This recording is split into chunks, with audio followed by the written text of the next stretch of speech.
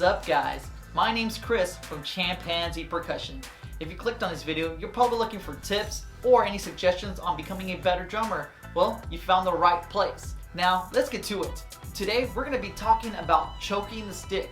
To a lot of us, that might mean a variety of stuff. And today, we're going to be talking about a few of those things. The first thing we're going to be talking about is choking up on the stick. Oftentimes, when we grab a stick, we tend to come up a little too high on the stick, or our hand just all of a sudden just drags up as you're playing. One thing I recommend you do is you find a right placement for your stick. I recommend you leave about 1 inch to 1.5 inches from the bottom. This will allow you to have plenty of room for your stick to rotate up and down and create different height differences. Now the other thing that I'm going to talk about is choking the stick. When I refer to choking on the stick, I mean that we're holding on to the stick a little too much.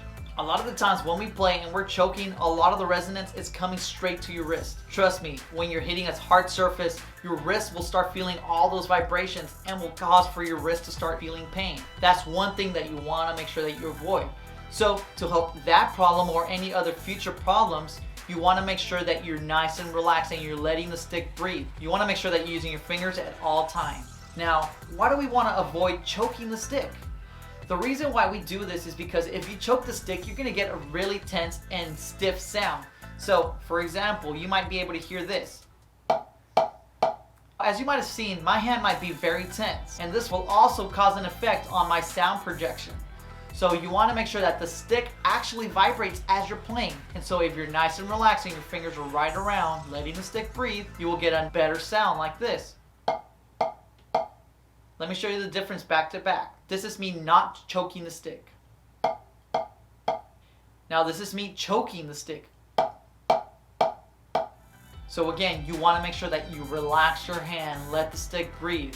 Now, the third reason on why it's important not to choke the stick is because this will allow for you to play a lot faster and a lot more relaxed. It is very important that you're nice and relaxed as you're playing.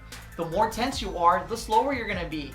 It's like adding weight to yourself. If you go out and run, you don't want to add 30 pounds into your body.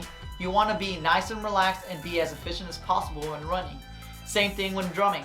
You want to make sure that you're not adding any extra tension. The more relaxed you are, the easier it's going to be when playing a lot faster. Here are some tips that will help you practice this healthy habit. Number 1, you want to make sure that every time you practice, whether it's warming up or playing, you're nice and relaxed. You want to make sure that you're not just running through the motions. Think about what you're doing. Every time you're practicing something, you're repeating something over and over again, you want to make sure that you're working on something. So the first thing you want to think about is always your sound. Am I nice and relaxed? Am I doing all the things that I'm supposed to? So that is very important. Number 2, just practice 8s. You know, your regular 8s exercise, 8 on each hand. And as you're doing that, you just want to practice going up and down and think about what your technique is doing.